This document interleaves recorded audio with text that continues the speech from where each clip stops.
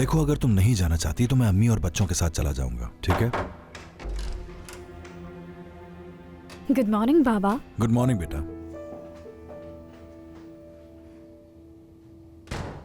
बाबा इतने गुस्से में क्यों थे? फारूक के यहाँ जाने से मना कर दिया, इसलिए गुस्सा कर रहे थे। लेकिन आपने क्यों मना किया? फारूक अंकल तो वाकई बहुत अच्छे हैं। हैरत है वैसे, तुम जिनसे फर्स्ट टाइम मिलती हो उनके बारे में कभी भी ऐसे कॉम्प्लीमेंट्स नहीं देती। इस दफा क्या हो गया तूबा? ठीक कह रही हैं आप बिल्कुल।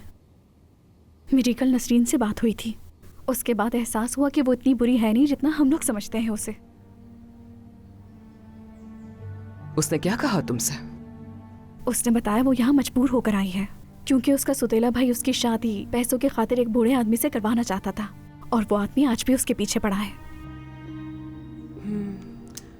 करीम ने भी यही बताया था कि उसका भाई काफी मसाइल पैदा करता है। लोग कैसे होते हैं हम सोच भी नहीं सकते।